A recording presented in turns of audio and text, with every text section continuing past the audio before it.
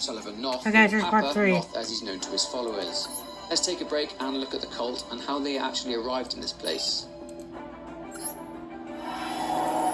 You see, Noth used to be a shoe salesman in Albuquerque, New Mexico. He was a man who was heavily in debt, was about to lose his house, and one day he turned to a local evangelical radio station which was discussing faith. He heard a preacher on there and found himself disagreeing with the sin regarding extramarital sex and fornication. Before long, Noth would give up the enviable dream of being a shoe salesman and would start preaching himself. He claimed to hear a message hidden in the static, a radio station which told him that God was unhappy with the churches in the world and that God needs a brave new prophet to carry his message. He preached on the streets, and to be fair to him, he had the charisma to drum up numerous followers who would become loyal to him, donating money and possessions. A rich lady called Lydia Dagan allowed the cult to live on her ranch. He came up with a name for his cult, and he called it the Testament of the New Ezekiel, with Noth referring to himself as the modern-day Ezekiel, and wrote the Gospel of Noth. It was at this point that the cult became more fanatical. Noth would encourage the women of the cult to breed regularly, and Noth, of course, partook in this himself. Noth decided that he wanted to deliver every child himself too. Trouble was coming though, as due to the excessive home births, the police got wind of this and raided the ranch due to safety concerns. Lo and behold, dead bodies were found on the estate. Many followers were arrested, but what's left of them, including Noth, ended up journeying to hide in the mountains. Noth then took inspiration from Moses and Abraham and climbed on top of a mountain, naked, because, well, why not? And he claimed to have received a message from God, who told him to slit open his eyeball. As a result, he saw a vision of his future church. Given that they had lost everything, they decided it was time to seclude themselves and build up again from scratch. In 1971, they eventually found somewhere to settle and build their village, but just one problem. The area was inhabited by tribes, namely the Pueblos, Yucarilla, Mescalero, and Navajo tribes. They did what any murderous cult would do and fought them off the land, taking it for themselves. The town was named Temple Gate, and the purpose of it was for his devoted following of morons to wait there for the end times. The messages Noth hears get more disturbing as time goes on, and are essentially the catalyst for the cult being as messed up as it is. These are that the Antichrist will be born out of his own flock, killing children is okay, incest is okay, providing the mother of the child is dead, and Noth can sleep with whomever he wishes. Followers would get more and more deranged as time went on too, regularly sacrificing their own children to Noth's vision of the Antichrist being birthed. Anyway, jumping back into the story, it isn't long before Blake finds Lynn. She escapes out of an upstairs window of the church, and Blake and her reunite, but she complains of stomach pains. Blake hears them talking about Lynn being pregnant, but she denies it. Her and Blake haven't had sex in months, so it can't possibly be true. They continue down the path to try and escape. They're cornered by a couple of cultists, though, who intend to kidnap Lynn again, and I'm assuming kill Blake. Before they can do that, though, a new group covered in dirt and twigs show up and kill the cultists. One of them sits on Blake to stop him escaping or helping Lynn, and their apparent leader, a person with blonde hair, comes over to him and licks his face. They hit Blake over the head, dizzying him, and they kidnap Lynn and drag her away. What on earth is going on here? Well, it turns out that by one massive stroke of bad luck, Lynn and Blake, well, mainly Lynn, has now become a pawn in a violent and bloody war between two sides, the cultists and the heretics. Let's discuss the heretics briefly, and then we'll jump back in.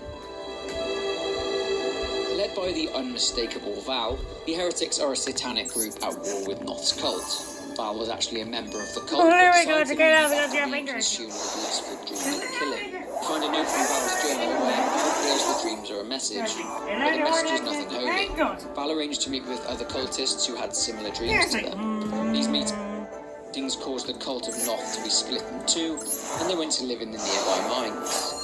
The members, after living in and around the mines for so long, had basically gone so insane to the point of now being like animals, covering themselves in mud and sticks and moving around like marsupials, and the language appeared to be broken English.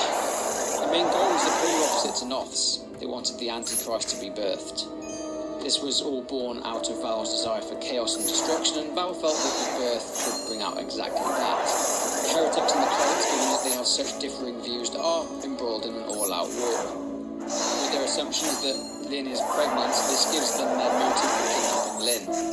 But yeah, let's jump back in. Blake stumbles down the path and, seeing double, is discovered by a man named Ethan, who takes Blake to his cabin and offers him a place to sleep in order to recharge his energy. Ethan's story is a very sad one. Due to Noth's messed up rule that he got to sleep with anyone he wishes, Ethan's young daughter Anna Lee was one of those poor victims.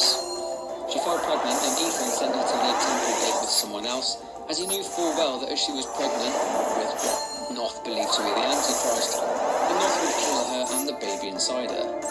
Yep, that's right, Ethan's daughter was the Jane Doe that Pauline Glick murdered in the hospital.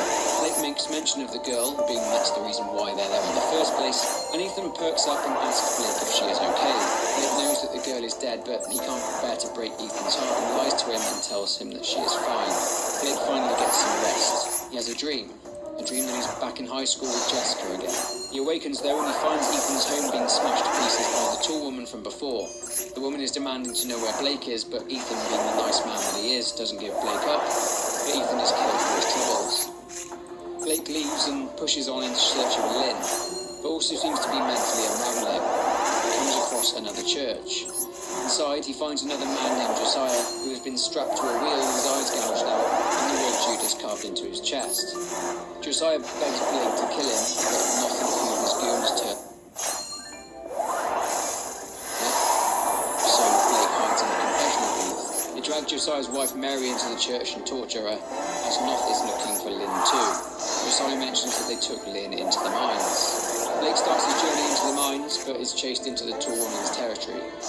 Her name is Marta, and she's not happy. But let's talk about Marta for a second. Marta was kind of an enforcer for the cult, whom all the other cult members were terrified of. It seems from documents in the game that Noth knew Marta while she was growing up, and he potentially groomed her. Other documents show that she felt guilty for killing people, but Noth justified it to her. He told her that even though it was sin in the eyes of God, it basically needed to be done to protect God's plan. Blake eventually manages to escape from her, and after a swift boot to the face, he continues on to the mine. Blake's hallucinations start to occur more regularly now, becoming increasingly more disturbing in their nature, and he's being plagued by a creature of some sort, and these visions all seem to feature Jessica, the young girl whom Blake was friends with in high school. We'll get to that a bit later on. He snaps out of it, and at some point he can see the mines in the distance. Not far now, all that Blake has to do is cross a narrow beam in order to get there. But the inevitable happens, and it would never be that easy. A swarm of Blake says locusts, but they definitely look more like dragonflies, where they swarm Blake and he falls from the plane into the forest below. Turns out this is probably the worst thing that could have happened, as Blake is now in the territory of the people known as the Scald. A bit of background on the Scald. The Scald were cultists, loyal to Noth, who used to live in Templegate themselves, but with all the unprotected sex going on in Templegate, sexually transmitted diseases were rife and spread like wildfire. With a lot of the people in the village becoming afflicted with these diseases, anyone who was sick was outcast and sent to live in the mountains, becoming known as the Scald. The definition of the word Scald is being covered in lesion bumps and sores. Everyone who was outcast has contracted syphilis. But Noth, in his infinite wisdom and connection to the Lord, told his deacon Laird, who was also afflicted, that this affliction was the result of their sins, and sent him out to lead the Scald. Noth, however, kept in regular contact with Laird. Even though Noth sent Laird out to be with the Scald, Noth himself was suffering from the same affliction. The difference is that Noth was allowing himself medication to treat the syphilis, but not allowing that same luxury to his followers. He would regularly send apostles to the store in the nearest town to pick up penicillin to treat him, whilst maintaining the lie that the affliction was a result of sin. His way of controlling them, I guess. He would instead tell his followers that the drugs were merely study aids. Blake comes to and walks towards and through the Scald camp and witnesses for himself the level of suffering there. These people are extremely sick. Eventually Blake meets Laird, sat upon his mount, Nick. See, due to the Scald believing a prophecy that they would crucify the Scald Messiah, seeing Blake's video camera and deducing that a modern-day Messiah would use a camera instead of a book, they viewed Blake as their Scald Messiah, and they do just that, nailing Blake to a cross. Blake gets free, albeit painfully, and runs after Laird, getting his camera back, as it is the only evidence he has of his experience at Templegate. Poor Blake gets captured again and gets buried alive. Eventually, Blake manages to find a rope in order to descend and escape Scald territory, but Laird and Nick try to pull Blake's rope up with him on it.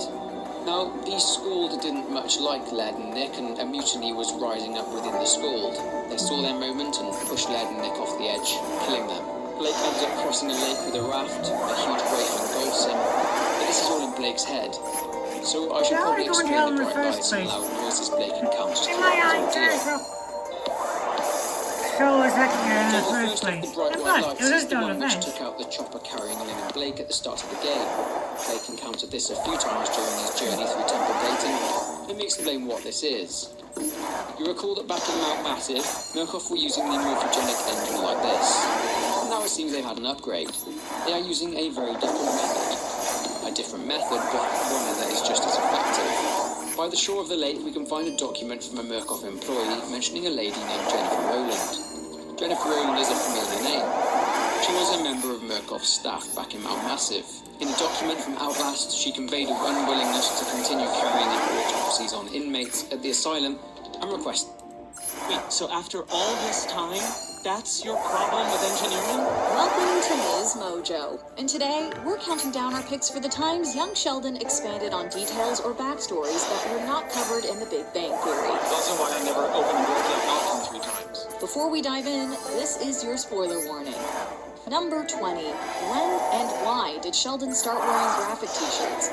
For much of the series, our young genius was typically partial to checkered or striped shirts. How about we lose the bow tie?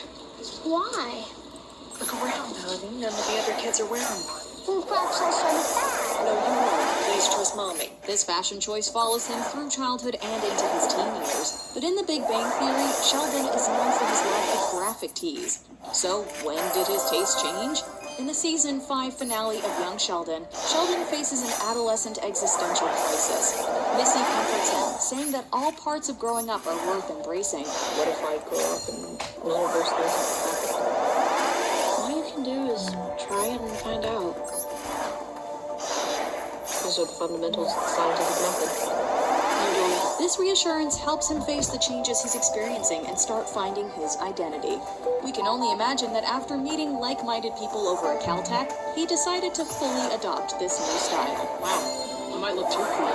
Number 19. How did Sheldon end up at Caltech? As any fan knows, Sheldon enrolled at Caltech for grad school when he was just 14. And he's only 15 years old. Not bad. I myself started graduate school at 14. He sticks around, gets a job, and meets the friends who would become his close-knit group. However, his history with the university goes way back. Sure, it seemed like love at first sight when Sheldon first visited in season 3. Imagine all the stimulating conversations that must go on at these tables. I bet. I can see myself going here one day. I think you fit right in. Later that season, he'd find out that Caltech was pretty keen to have him too.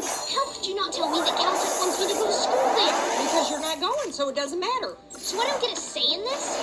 Actually, no. Which is why that letter is addressed to the peers of Sheldon Cooper. However, when it comes to choosing grad schools, it's not like it was a no-brainer for the young prodigy. Heck, he even considers MIT. However, Boston's frostier climate sends him straight to Pasadena, and the rest, as they say, is history. Caltech?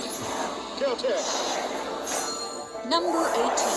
Why does Sheldon say coitus? In The Big Bang Theory, Sheldon often refers to physical intimacy as coitus. So it went beyond the mere fact of course to a blow by blow, as it were. Pun intended? I'm sorry, what pun? Most of us might think it's just his matter-of-fact way of talking. However, No, there's a story Pentagon. behind his choice of language. In season 5 of Young Sheldon, Missy's natural curiosity Who's about the stronger? birds and the bees causes quite a That's stir. Artemis or Zeus? Questions. Artemis or And it's Ares? ruining my life. I'm never talking about sex again. Sheldon and Dr. Sturgis try to get to the bottom of what it is about the subject that makes people so squeamish. Unfortunately, their experiment costs Dr. Sturgis his job. And now we know. Conversations like that can cost you your job. I learn something new every day. So Sheldon decides the best solution is to find a word so mechanical and devoid of emotion that practically no one will get flustered at the sound of it. A word so bland and clinical that it would be impossible to take offense to. I know her. Federal, I read your number mind, dummy. 17. Where did Sheldon's strong dislike of hospitals begin? Few people like hospitals. However, Sheldon seems to really hate them to the point where you might even call it a phobia. Sheldon, let's go! To a hospital? Full of sick people? Oh, I don't think so. So where did that all begin? Well, if you cast your mind all the way back to Season 1, Episode 3, you may recall that George Sr. suffers a minor heart attack. Anxious about their father, the group of kids sneak out to the hospital. I'm going to see Dad. You guys want to come? You want to stone me? Mima said we have to stay here. You want to go or not? While looking for a place to wash his hands, Sheldon happens to catch sight of the doctors treating his father. Poor kid, no one wants to think of their parent in such a vulnerable position, let alone have to see it. No wonder he becomes so averse to hospitals. My thinking was, if he was right about the existence of God, then he could pass along my request for my dad to get better. If he was wrong, well, in this moment, I needed him to be right. Number 16. Why was Sheldon so reluctant to learn how to drive? While we're on that episode, let's talk about how the Cooper kids got to the hospital. Georgie, a freshman in high school at the time, swipes their Mima's keys and gets behind the wheel. Why don't we have somebody for directions? Because we're children in a car, genius. Tiny, are you aiming for them? Everybody just shut up. I got this. Their journey hits plenty of bumps, or should we say trash? Hey, Narrator Sheldon chimes in, citing this very event as the reason he was never keen on learning to drive. I've often been asked why I never learned to drive a car. This night is your answer. Luckily, they make it to the hospital in one piece. Still, we imagine Connie's accident a few seasons later didn't help either. Sheldon eventually learns to drive, but keeps it on the down low because, well, it's more fun to be chauffeured around, right? So when I get up at 4 a.m. to drive you across the desert to an antique train museum, I didn't have to? No, you didn't. And you can keep in mind, I felt extremely important. Number 15. What happened to Sheldon's childhood home? The Big Bang Theory fans may have noticed that the home Sheldon visits in East Texas isn't the same one we see in young Sheldon. You recall when you were little.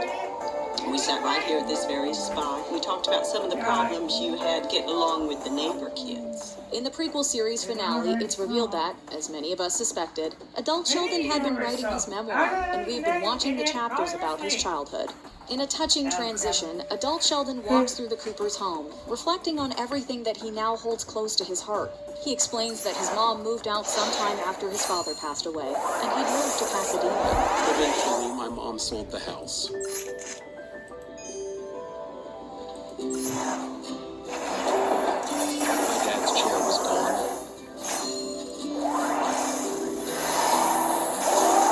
My spine was gone. Luckily, before he left, he captured every part of the home to safely store away in his eidetic memory. But I can still remember it exactly the way it was the day I left for Caltech. Hey. What are you doing? Taking it all in one last time. Sorry, I remember. Number 14. What about Sheldon's idol, Professor Proton? I power clock with...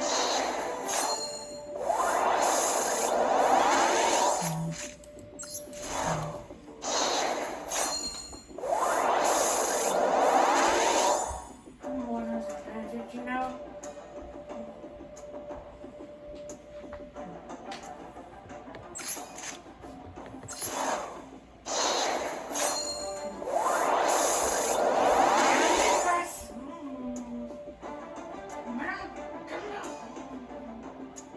Well, now, my divorce, you idiot. Oh, crap. Wow.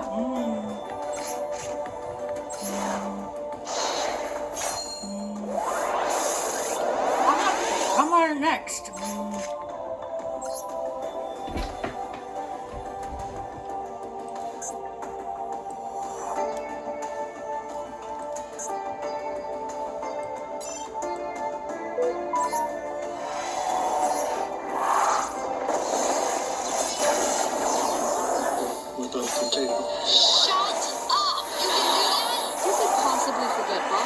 Multiple appearances as Professor Proton on The Big Bang, an old Sheldon watching him on TV every day when he gets home, just as he had described. Yes, monsieur. With 2 violations of the roommate agreement. From what they watched to the thermostat settings, the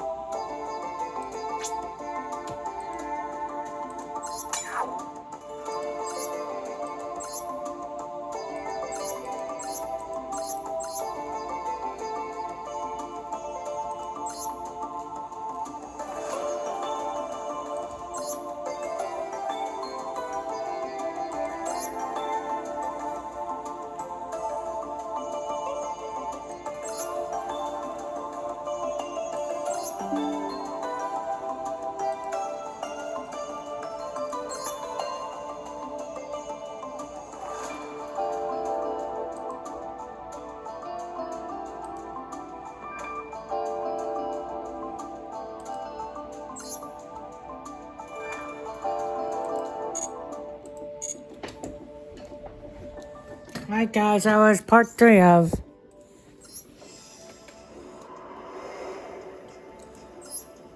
Yu-Gi-Oh! Master Duel, so Mode Stories Tactical Try deck. Bye guys.